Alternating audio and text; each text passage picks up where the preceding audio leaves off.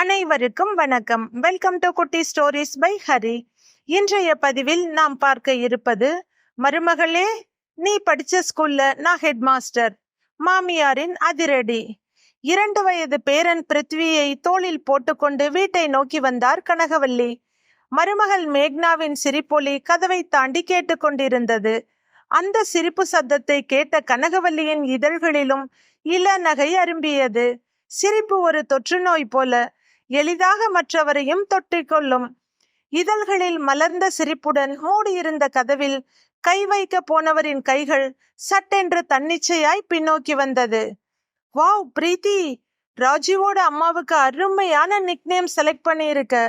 Black swine, super என்ற மேக்னாவின் வார்த்தைகள் தான் கனகவல்லியின் கைகளை எலக்ட்ரிக் ஷாக் அடித்தது போல பின்னுக்கு தள்ளியது.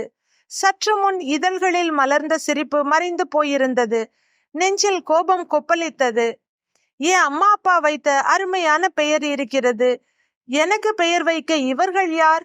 அதிலும் இவளுடைய தோழி என்னை கருப்பு பன்றி என்று சொல்வதற்கு என்ன உரிமை இருக்கிறது? வெறும் தோல் நிறத்தை வைத்து எடை போடும் இவர்கள் கசாப்பு கடைக்காரர்களை விட கேவலமானவர்கள் என்ற நினைவுடன் கதவை சற்று பலமாகவே தட்டினார் கனகவல்லி. சில வினாடிகளில் கதவு திறக்கப்பட்டது. என்ன ஆண்டி, பிருத்திவி தூங்கிட்டானா? கேட்ட மேக்னாவிடம் பதில் சொல்ல பிடிக்காமல் குழந்தையை கொடுத்துவிட்டு தன்னுடைய அறைக்கு சென்று விட்டார் கனகவல்லி.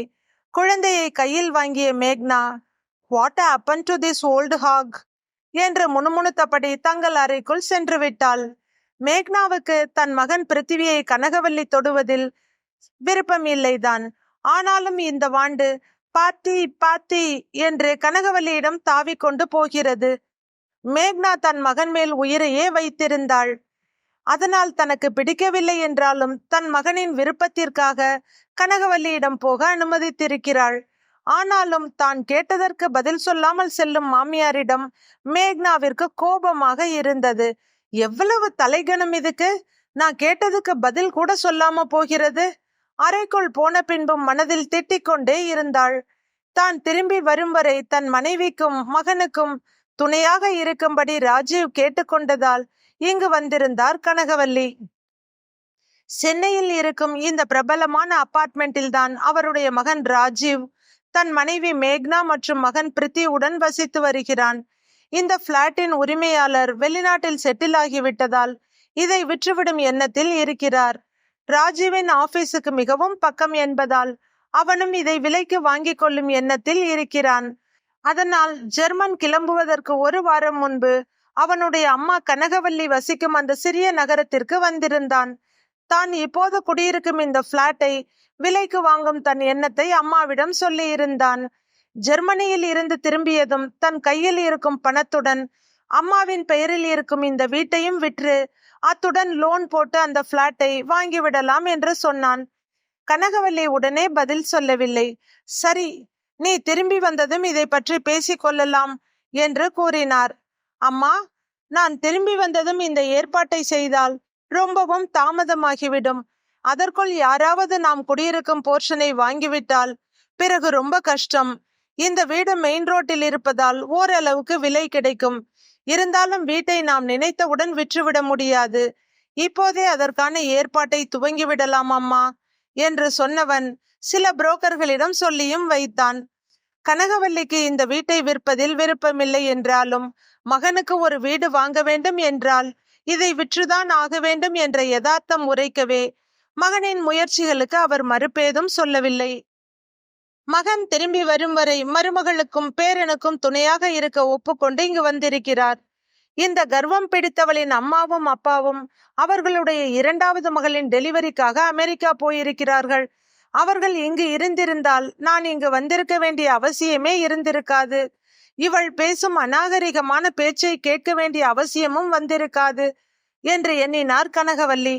அதிலும் மருமகள் இப்போது பேசியதை கேட்ட கனகவல்லிக்கு 1 நிமிடம் கூட அங்கு இருக்க விருப்பமில்லை.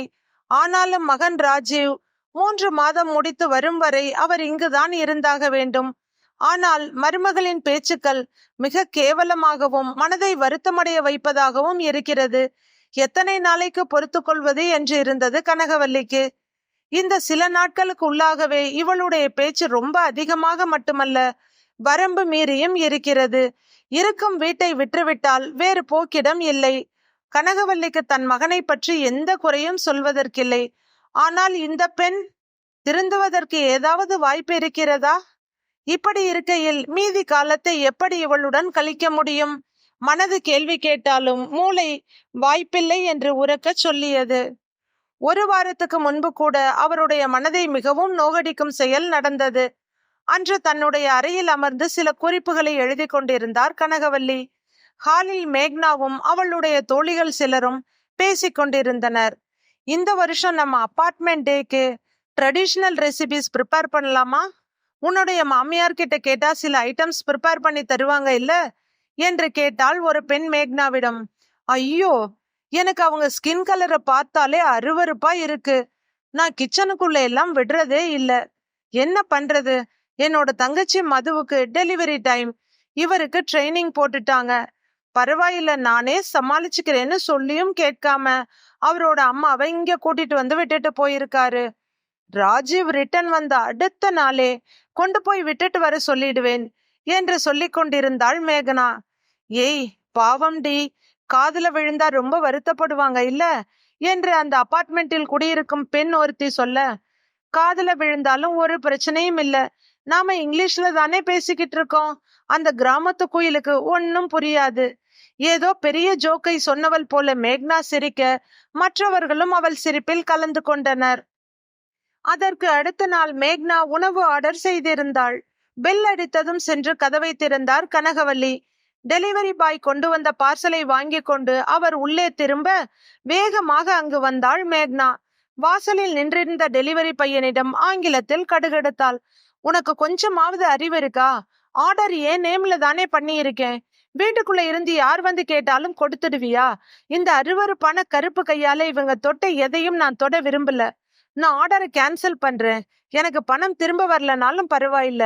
உன்னோட பொறுப்பில்லாத தனத்தை பத்தி நான் கம்ப்ளைண்ட் பண்றேன். முதல்ல கிளம்பு என்று கத்திக்கொண்டிருந்தாள். அமைதியாக கையில் இருந்த பார்சலை கொண்டு வந்து அவனிடம் கொடுத்துவிட்டு உள்ளே போய்விட்டார் கனகவல்லி. கனகவல்லிக்கு தன்னுடைய நிறத்தை பற்றியோ உயரத்தை பற்றியோ யோசிப்பதற்கும் கவலைப்படுவதற்கும் எல்லாம் நேரமில்லை. ஒரு எளிய விவசாய குடும்பத்தில் 7 பேரில் ஒருவராக பிறந்தவள். வீட்டின் வறுமை காரணமாக 17 வயதிலேயே கனகவல்லியை 43 வயது சுப்புரத்தினத்திற்கு 2ஆம் தாரமாக திருமணம் செய்து வைத்தனர். அவருடைய முதல் தாரத்துக்கு குழந்தை இல்லை.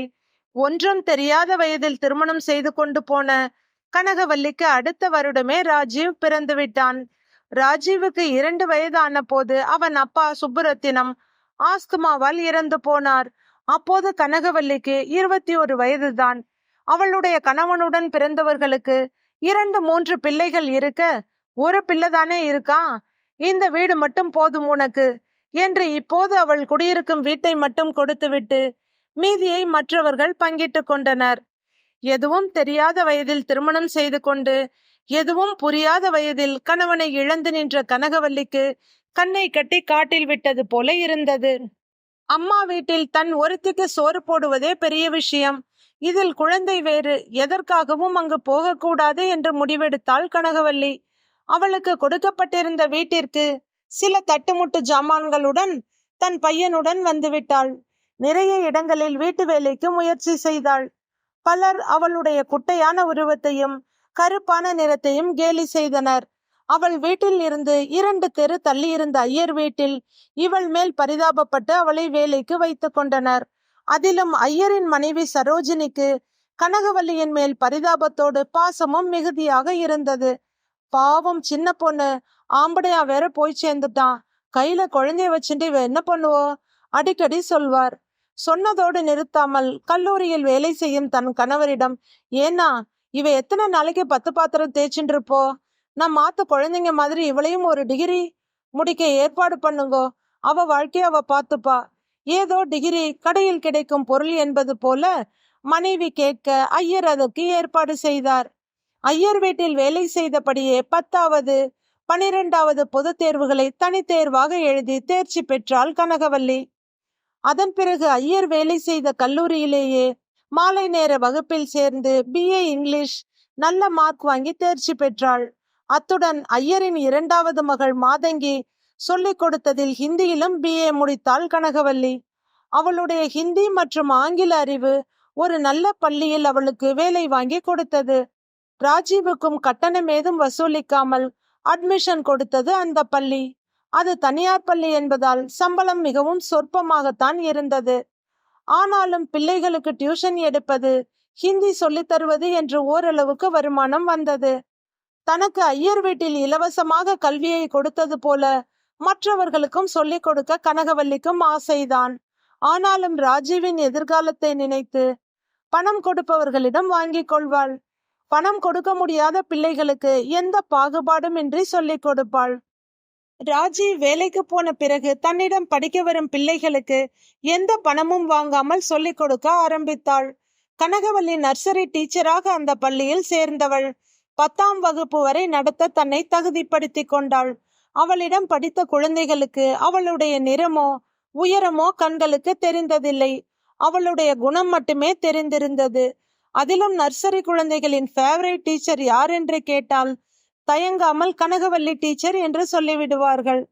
அதே பள்ளியில் 12ஆம் வகுப்பு வரை படித்த ராஜீவுக்கு அம்மாவின் நிறத்தையோ உயரத்தையோ பற்றி யாராவது பேசினால் கடும் கோபம் வந்துவிடும்.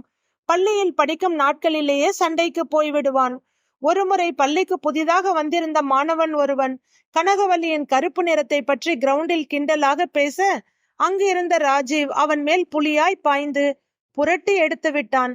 யாராலும் அவனை அந்த மாணவனிடமிருந்து பிரிக்க முடியவில்லை. கடைசியில் PT சார் வந்து இருவரையும் பிரித்ததுடன் இருவருக்கும் கிரவுண்டை 50 முறை சுற்றும் தண்டனையை கொடுத்தார். கனகவல்லியின் நல்ல நேரமோ அல்லது நிறைய குழந்தைகளுக்கு இலவசமாக சொல்லிக் கொடுத்ததன் காரணமோ ராஜீவ் மிக நன்றாக படித்தான். அவன் படித்த பள்ளி, கல்லூரி அனைத்திலும் அவன்தான் முதலாவதாக வருவான். ராஜீவ் பார்ப்பதற்கு அவனுடைய அப்பாவை போல உயரமும் சிவப்புமாக இருந்தான். நன்கு படித்த ராஜீவ் நல்ல சம்பளத்தில் வேலைக்கு சேர்ந்தான். ஆனால் அவன் காதலித்து திருமணம் செய்து கொண்ட மேக்னா இப்போது அவனுடைய அம்மாவை அடுத்தவர்களிடம் மிகவும் கேவலப்படுத்தி கொண்டிருக்கிறாள்.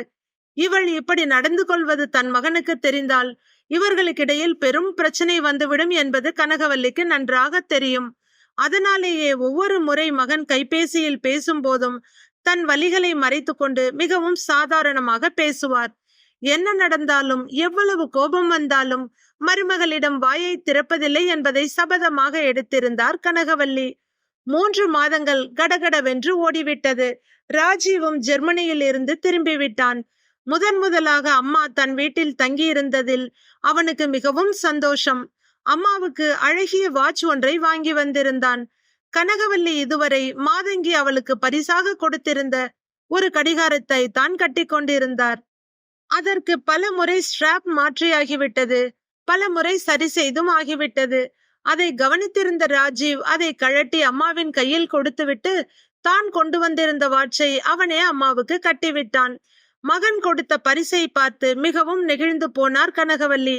அப்படியே தான் ஊருக்கு செல்ல விரும்புவதையும் மகனிடம் சொன்னார். கேட்டதும் அதிர்ந்து போனான் ராஜீவ். என்னம்மா சொல்றீங்க? நான் இப்பதான் வந்திருக்கேன், நீங்க அதுக்குள்ள ஊருக்கு போறேன்னா சொல்றீங்க? இனி நீங்க இங்கதான் இருக்கணும். என்ன வளர்த்த மாதிரி உங்க பேரன் பிருத்திவியையும் நீங்க தான் வளர்க்கணும். உங்களுக்கு பொழுது போகலைன்னா இங்க இருக்க குழந்தைங்களுக்கு டியூஷன் எடுங்களேன் என்றான் மகன். மென்மையான சிரிப்புடன் தான் ஊருக்கு போக வேண்டும் என்று கனகவல்லி வலியுறுத்தவும், சரிம்மா பார்க்கலாம், நாளை மறுநாள் இங்கே அபார்ட்மெண்ட் டே நடக்குது இல்ல, நம்ம பிளாட்டோட ஓனர் கூட வர்றாரு, 1 மாசம் இங்க தங்கி இருப்பாராம். அதுக்குள்ள இந்த பிளாட்டை விற்கிறதுக்கான வேலையெல்லாம் பார்ப்பார். நானும் அதுக்குள்ள பணத்தை ஏற்பாடு பண்ணணுமா சொன்னான் ராஜீவ். பல வருடங்களுக்கு பிறகு இப்போதுதான் மகனுடன் சேர்ந்திருக்கிறோம். இன்னும் 2 நாட்கள் தானே. சரி என்று ஒத்துக்கொண்டார் கனகவல்லி. மேக்னாவுக்கு கோபமாக இருந்தாலும் எதையும் வெளிக்காட்டிக் கொள்ளவில்லை. ராஜீவ் மனைவியை நன்கு கவனித்துக் கொண்டாலும் நிறைய விஷயங்களில் கண்டிப்பாக இருப்பான். அதனால் கணவனிடம் எதையாவது சொல்லி வாங்கி கட்டிக்கொள்ள அவளுக்கு பயமாக இருந்தது. மேலும் இந்த பிளாட் எப்படியும் 65-70 லட்சம் மதிப்பு இருக்கும். எப்படியாவது இதை தன் பெயரில் வாங்கும்படி பார்த்து கொள்ள வேண்டும் என்பதில் அவள் கவனம் இருந்தது. அந்த அபார்ட்மெண்டில் கிட்டத்தட்ட 600 குடும்பங்களுக்கு மேல் இருந்தது. எல்லோருமே நடுத்தர வர்க்கத்திற்கு சற்று மேலே இருப்பவர்கள்தான். பெரிய விஷயங்களுக்குத்தான் அவர்களிடம் பணத்தட்டுப்பாடு இருக்குமே தவிர சின்ன சின்ன விஷயங்கள் அவர்களுக்கு ஒரு பொருட்டே அல்ல. இந்த முறை அபார்ட்மெண்ட் டேயை பாரம்பரிய முறைப்படி கொண்டாட முடிவு செய்தனர். அதன்படி பாரம்பரிய உடைகள் வாங்குவது, பாரம்பரிய உணவுகள் தயாரிப்பது என்று ஒரே பரபரப்பாக இருந்தனர். நிறைய பெண்கள் கனகவல்லியிடம் பாரம்பரிய உடைகள் பற்றியும் உணவுகள் பற்றியும் கேட்டு தெரிந்து கொண்டனர். பாரம்பரியம் என்று வந்தவுடன் தனது மாமியாருக்கு கிடைக்கும் முக்கியத்துவத்தை பார்த்த மேக்னாவுக்கு வயிறு எரிய ஆரம்பித்தது. மாலை 3 மணிக்கு தொடங்கிய கொண்டாட்டம் ஆட்டம் பாட்டம் உணவு என்று அமர்க்கலப்பட்டு கொண்டிருந்தது. சற்று நேரத்தில் காரில் வந்து இறங்கிய மனிதரை செக்ரட்டரி மற்றும் பலரும், ஏன் ராஜீவும் கூட மிகுந்த மரியாதையுடன் வரவேற்றனர். அனைவரின் வரவேற்பையும் ஏற்றுக்கொண்டார் அந்த மனிதர். சிலர் தங்கள் பாட்டு கச்சேரியை கேட்கும்படி அழைக்க, சோறு முக்கியமில்ல, சாப்பிட்டுட்டு வந்துடுறேன் என்று சொன்னவர் நேரடியாக உணவு கண்காட்சி நடக்கும் இடத்துக்கு வந்துவிட்டார். அவருடன் ஒரு படையே போய்கொண்டிருந்தது. ஏனென்றால் இப்போது இருக்கும் செக்ரட்டரிக்கு முன்பு இவர்தான் செக்ரட்டரியாக இருந்தார். இவருக்கு இந்த அபார்ட்மெண்டில் பல பிளாட்டுகள் சொந்தமாக இருக்கிறது. மேலும் அனைவரிடமும் அன்பாக பழகக்கூடியவர். அவர் இங்கிருந்தவரை யாருக்கு என்ன பிரச்சனை என்றாலும் கேட்காமலே உதவி செய்தவர். கனகவல்லியும் சில பெண்களும் இருந்த ஸ்டாலுக்கு வந்தவர் வியந்து போய் நின்று விட்டார். கனகவல்லியின் கையில் இருந்த பொருட்களை கீழே வாங்கி வைத்தவர் அவருடைய கைகளை கெட்டியாக பிடித்து கண்களில் ஒற்றிக்கொண்டார். விட்டால் காலில் விழுந்து இருப்பார். குறுக்கே மேஜை இருந்ததால் கைகளை பிடித்து கண்களில் ஒற்றிக்கொண்டவர், மிஸ் எப்படி இருக்கீங்க? சந்தோஷத்தில் கத்திவிட்டார். அவரிடமிருந்து ஒரு கையை விடுவித்துக் கொண்டு அவருடைய தலையை தடவி கொடுத்த கனகவல்லி, சேது எப்படி இருக்க என்று வாஞ்சையுடன் கேட்க சேதுராமனின் கண்களில் கண்ணீர் துளிர்க்க ஆரம்பித்தது. அங்கிருந்த எல்லோரும் ஆச்சரியத்துடன் இவர்களையே பார்த்து கொண்டிருந்தனர். அதுவரை அவர்களுக்கு தெரிந்த சேதுராமன் ஒரு மிக பெரும் கோடீஸ்வர தொழிலதிபர். மற்றபடி அவர் என்ன படித்திருக்கிறார், இதற்கு முன் எங்கிருந்தார் என்பதெல்லாம் யாருக்கும் தெரியாது. கனகவல்லியின் கையை பிடித்து அங்கிருந்த விழா மேடைக்கு அழைத்து வந்தவர் அங்கு தனக்காக ஒதுக்கப்பட்டிருந்த இருக்கையில் கனகவல்லியை அமர வைத்தார். மைக்கில் பேச ஆரம்பித்தவர், உங்களுக்கெல்லாம் நான் பெரிய தொழிலதிபர் ஆன பிறகுதான் தெரியும். ஆனால் நான் ஓட்டை டிராயருடன், மூக்கில் ஒழுகி கொண்டிருக்கும் சளியுடன் பள்ளி செல்ல ஆரம்பித்த அன்றே என்னை இவர்களுக்கு தெரியும். எல்லோரும் என்னை ஏழை என்று ஒதுக்கிய போது என் மூக்கில் ஓயாமல் ஒழுகி கொண்டிருக்கும் சளியை துடைத்து இவர்கள் மகனின் உடைகளை எனக்கு அணிவித்தவர். அதையெல்லாம் விட எந்த எதிர்பார்ப்பும் இன்றி எனக்கு அன்று அவர் கற்றுக் கொடுத்த ஹிந்தியும் ஆங்கிலமும் தான் இன்று நான் இவ்வளவு பெரிய தொழிலதிபராக வளர காரணம். சேதுராமன் சொன்னதை கேட்ட மேக்னாவுக்கும் அங்கிருந்த சில பெண்களுக்கும் வியர்த்து கொட்ட ஆரம்பித்தது. அதிலும் மேக்னாவின் முகம் சுண்ணாம்பு பூசியதை போல வெளிரி போனது. 10வது முடித்தவுடன் மேற்கொண்டு படிக்க வசதி இல்லாமல் ஒரு கம்பெனிக்கு வேலைக்கு போன இந்த சேதுராமன் தான் இன்று உங்கள் முன் தொழிலதிபராக நிற்கிறேன். இன்று இந்தியா மட்டுமல்ல, உலகம் முழுவதும் நான் தொழில் செய்வதற்கு காரணம் என்னுடைய அழகான கனகவல்லி மிஸ் தான். எனக்கு மட்டுமல்ல, என்னை போல ஏகப்பட்ட மாணவர்கள் மனதில் வாழ்க்கையில் எழுதப்பட்டிருக்கும் பெயர் கனகவல்லி மிஸ் என்று சொன்னவர் கனகவல்லியின் காலில் விழுந்து வணங்கினான். குனிந்து சேதுராமனை தூக்கிய கனகவல்லி அவன் தலையை மென்மையாக வருடி கொடுத்தார். அவருடைய கண்களிலும் ராஜீவின் கண்களிலும் ஆனந்த கண்ணீர். கைத்தட்டல் ஓய வெகு நேரம் ஆயிற்று. இப்போது அங்கிருந்த அனைவர் கண்களிலும் கனகவல்லி மிக அழகாகவும் வான் அளவுக்கு உயரமாகவும் தெரிந்தாள். கனகவல்லியின் அருகில் அமர்ந்த சேதுராமன், மிஸ், நீங்க எப்படி இங்க? உங்க பையன் பேரு ஞாபகத்துல இல்ல, அவர் எங்க என்று சேதுராமன் கேட்க ராஜீவை இழுத்து கொண்டு வந்து அவர் முன் நிறுத்தினார் புது செக்ரட்டரி. பார்த்த சேதுராமன் வியந்து போனார். மிஸ்டர் ராஜீவ், நீங்க தான் எங்க மிஸ்ஸோட பையனா? இப்ப நீங்க குடியிருக்க 23ஆம் நம்பர் பிளாட்டை விலைக்கு கேட்டது நீங்க தானே என்று கேட்க, ஆமாம் என்று தலையசைத்தான் ராஜீவ். ராஜீவை இறுக கட்டி கொண்ட சேதுராமன், நாளைக்கே ரெஜிஸ்ட்ரேஷன் வச்சுக்கலாம், காலையில 10 மணிக்கெல்லாம் ரெஜிஸ்டர் ஆபீஸ் வந்துருங்க என்று சொல்ல, கொஞ்சம் மத்த ஏற்பாடு பண்ண வேண்டி இருக்கு, ஒரு 10 நாள் கழிச்சு வச்சுக்கலாம் என்று சொன்னான் ராஜீவ். பணத்தை ஏற்பாடு பண்றத பத்தி தானே சொல்றீங்க, ஒரு பைசா கூட தர வேணாம். இது என்னோட கனகவல்லி மிஸ்ஸுக்கு என்னோட சின்ன பரிசு. மேற்கொண்டு எதுவும் பேசாமல் ரெஜிஸ்ட்ரேஷனுக்கு தேவையான டாக்குமெண்ட்டை மட்டும் ரெடி பண்ணுங்க என்றார் சேதுராமன். விழா முடிந்ததும் தன்னுடைய வேறொரு பிளாட்டில் தங்கிய சேதுராமன் காலையில் கைப்பிடியாக ராஜீவ் குடும்பத்தை அழைத்து சென்று அவர்கள் எவ்வளவோ மறுத்தும் எதையும் காதில் வாங்கி கொள்ளாமல் ராஜீவின் பெயரில் அந்த பிளாட்டை ரெஜிஸ்டர் செய்து கொடுத்தார். மேக்னாவால் எதையும் நம்ப முடியவில்லை, நம்பாமலும் இருக்க முடியவில்லை. எல்லாம் கனவு போல இருக்கிறது, ஆனால் உண்மையில் நடக்கிறது. தர்மம் தலை காக்கும் என்பார்கள். என்றோ தனது மாமியார் செய்த நல்லவைகள் இன்று கனவிலும் அவர்களால் நினைக்க முடியாத எல்லாவற்றையும் பெற்று கொடுத்திருக்கிறது. இந்த பிளாட்டை லோன் போடாமல் அவர்களால் வாங்க முடியாது. அந்த லோனை கட்ட அவர்கள் வாழ்க்கை முழுவதையும் தியாகம் செய்ய வேண்டியிருந்திருக்கும். தன் மாமியாரின் நல்ல குணமும் கடுமையான உழைப்பும் இன்று அவருடைய மகன் குடும்பத்துக்கு மட்டுமல்ல, அவருடைய பேரனுக்கும் ஒரு பெரிய அஸ்திவாரத்தை ஏற்படுத்தி கொடுத்திருக்கிறது என்பதை உணர்ந்த மேக்னா தன் செயலுக்காக கூனி குறுகி போனாள்.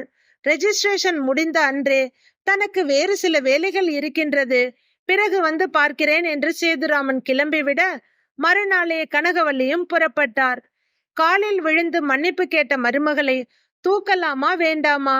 அன்று தன் கையால் வாங்கிய ஒரே காரணத்துக்காக அந்த உணவையே கேன்சல் செய்தவளாயிற்றே என்று கனகவல்லி யோசித்துக் கொண்டிருந்தார். தானாகவே எழுந்த மேக்னா கனகவல்லியின் கைகளை கெட்டியாக பிடித்து கொண்டு, என்னை மன்னித்து விடுங்கள் ஆன்டி என்று அழ ஆரம்பித்தாள். அவளை தன் தோளில் சாய்த்து ஆறுதல் படுத்தினார் கனகவல்லி. நீங்க ஊருக்கு போக கூடாது, இனி இங்குதான் இருக்க வேண்டும் என்று வழியை மறித்து கொண்டு குறுக்கே நின்றாள் மேக்னா. 2 வயது பிருத்திவி காலை கட்டிக்கொண்டு, விடமாட்டேன் பாத்தி என்று அடம் பிடித்தான். குனிந்து அவனை தூக்கி மேக்னாவின் கையில் கொடுத்த கனகவல்லி, என் உடலில் தெம்பு இருக்கும் வரை, என் மூளையில் நான் படித்த படிப்பு இருக்கும் வரை, கிராமத்தில் தேவைப்படும் குழந்தைகளுக்கு அதை நான் சொல்லிக் கொடுக்க வேண்டும். எப்போது இந்த 2ம் என்னை விட்டு போகிறதோ அப்போது கண்டிப்பாக நான் இங்கு வருவேன் என்று சொல்லிய கனகவல்லி கிளம்ப அவருடைய பையை எடுத்துக்கொண்டு பின்னே நடந்தான் மகன் ராஜீவ். கதையை படித்த கேட்ட அனைவருக்கும் நன்றி. கதை பிடித்திருந்தால் லைக் செய்து நமது சேனலை சப்ஸ்கிரைப் செய்து கொள்ளுங்கள். நன்றி, வணக்கம்.